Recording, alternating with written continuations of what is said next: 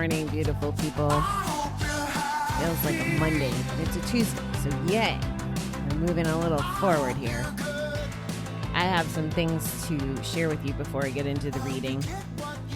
So, I wake up about 3:30. I'm in one of those zones where I'm back bouncing between the couch and the bed, but I'm in the bed and I remember seeing 2:30, so this dream must have happened very shortly within the hour. So I don't even know that I was fully asleep, because when I woke up at 3:30, I had a really not good gambling dream.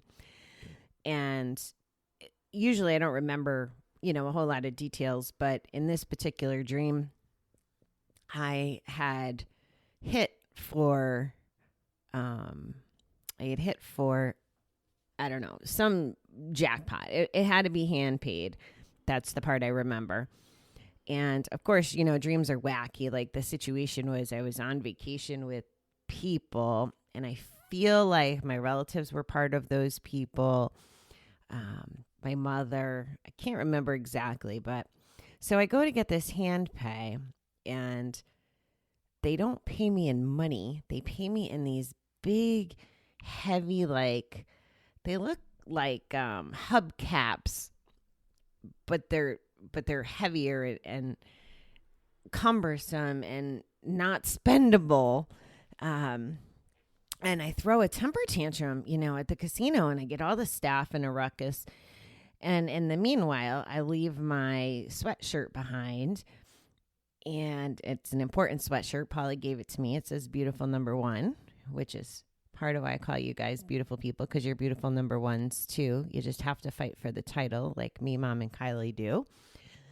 Anyway, so I leave my sweatshirt.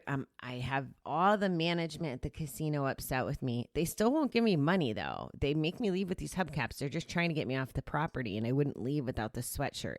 It was completely obnoxious. And then they end up getting me to this like golf cart looking thing that was really an old boat from the owners of a company that I worked for in Kansas City. Like it was just bizarre.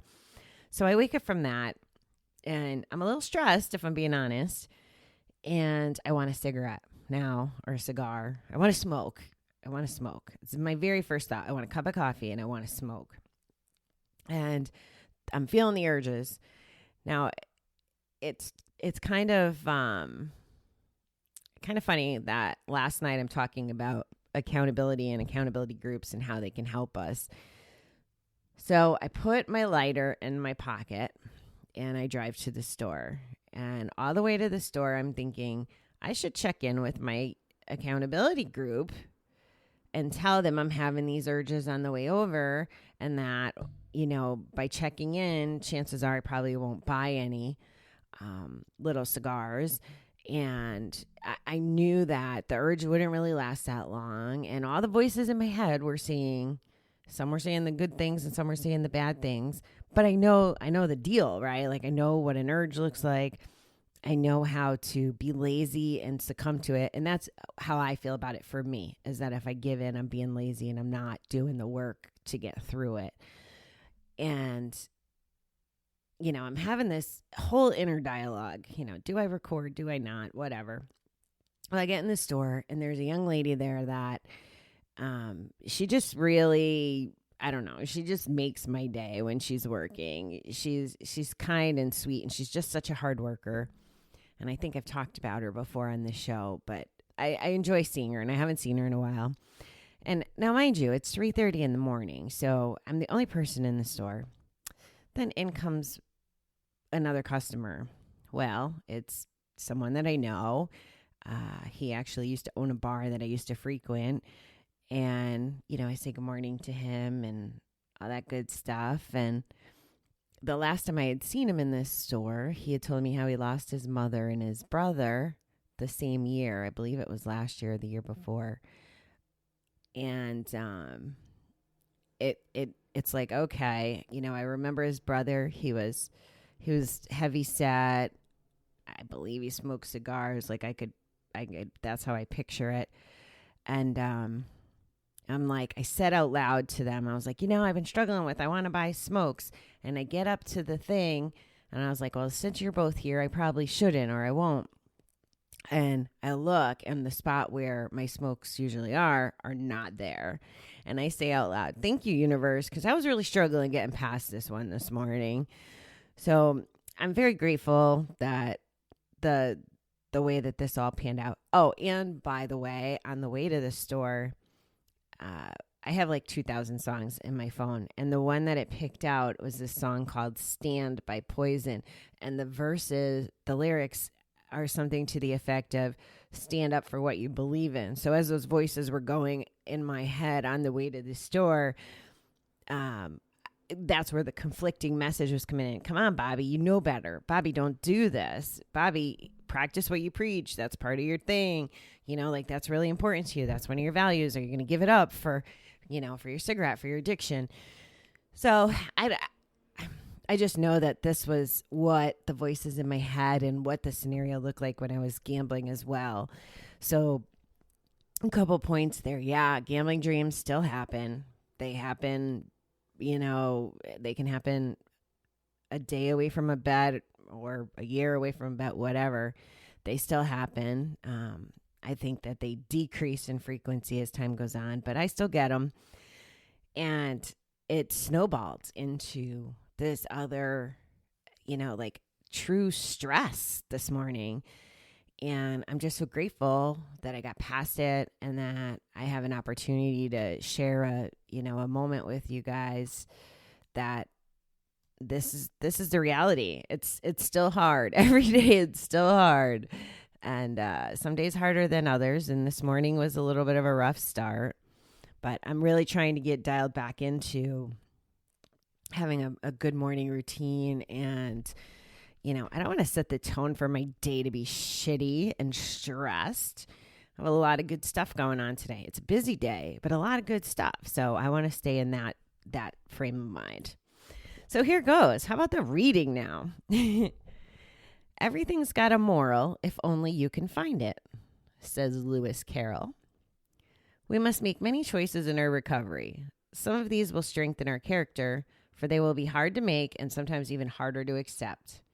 One of the most meaningful sayings in our program is, let go and let God. We understand its true meaning when we are faced with adversity and we feel needlessly hurt. If we are to let go of a problem, we must feel in our hearts that no matter what the outcome, our higher power has a special purpose for us. We may not be able to see the purpose now, but if we let our higher power guide us, we will be guided down the right path.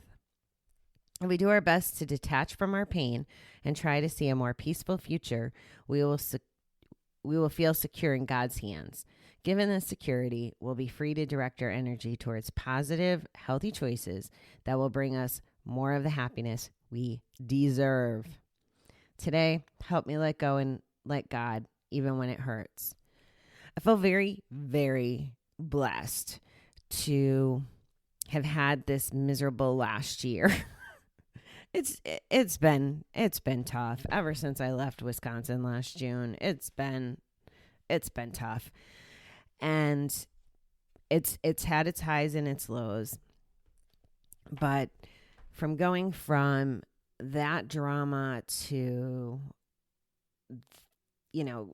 so much loss in 2020, loss of people, loss of perceived freedom, loss of my plans, so much loss that I've really come to, I've come to peace with all of these things have happened for a reason. I just feel really good about that.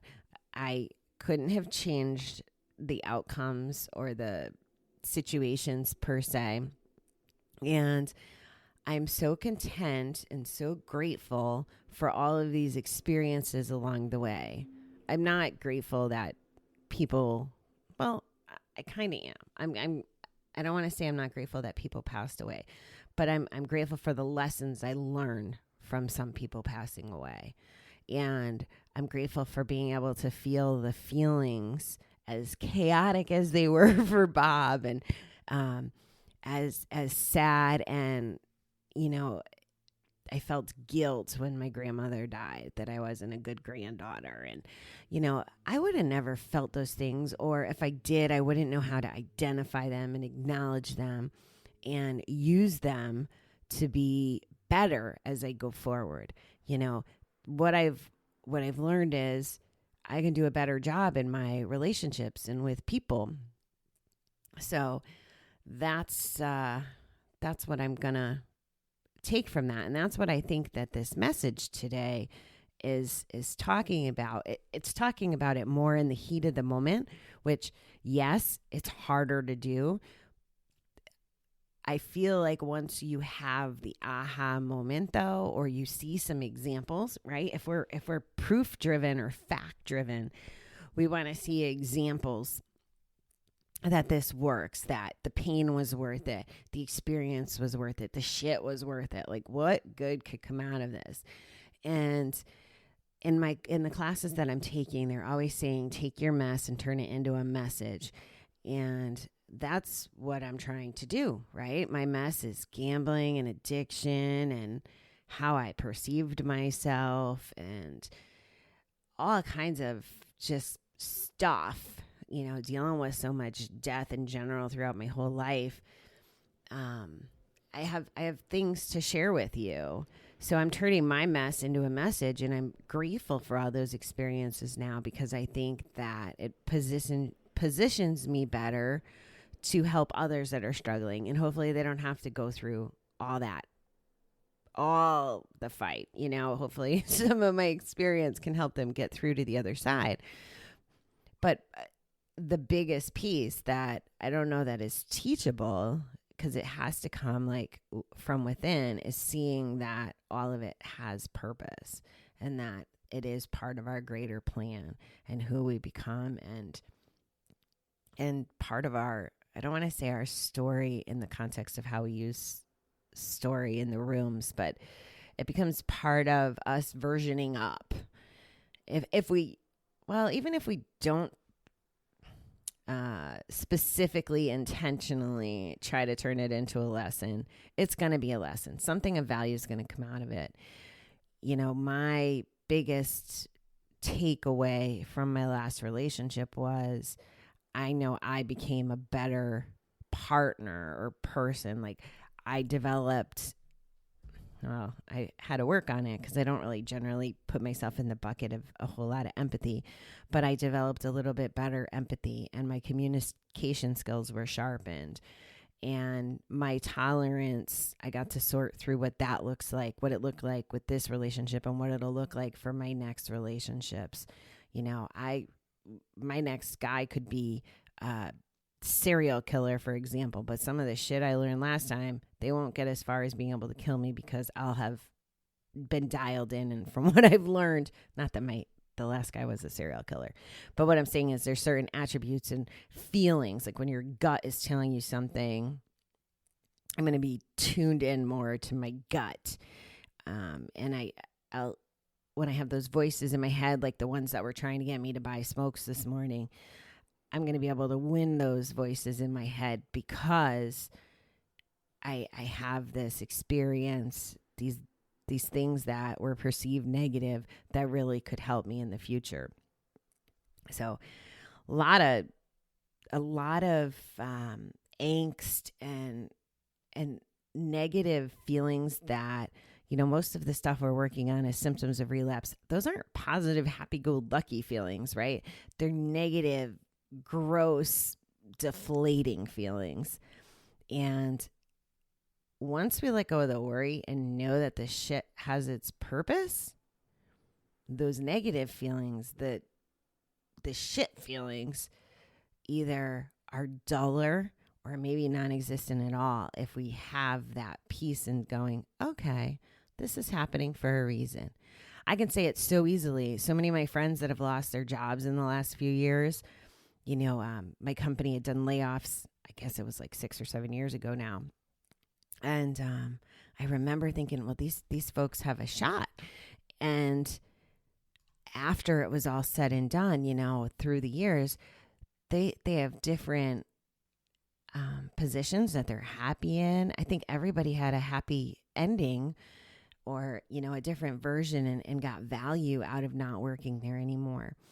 And now whenever any of my friends are in a situation like that, I'm like, listen, this is badass. You have an opportunity. You might have been forced into the opportunity, but you have an opportunity and something really special is going to come out on the other side. And when we frame it that way, it just becomes more tolerable and life's a little better. And I'm going to pick on my mother for a minute because I was telling her, we were talking about stuff yesterday. And of course she worries. She worries about everything. And I said to her, yeah, I just did a show on worry. And she's like, about me? And I was like, well, if it applies, but it wasn't driven towards her. I think we did a daily reading on it or something. So shout out to Mom. If you didn't hear my message this morning, it's saying that worrying gets us nowhere. I wish I could embed the song Don't Worry, Be Happy. Everybody remember that? I think I'm going to play that. I think I'm going to go look that up on Amazon right now. All right, beautiful people. I hope that you have the most fantastic day. If you're in a position to where you're like a Monday through Friday kind of person, let's count our blessings that it's a short week. I know I am. And yeah, let's just enjoy the day.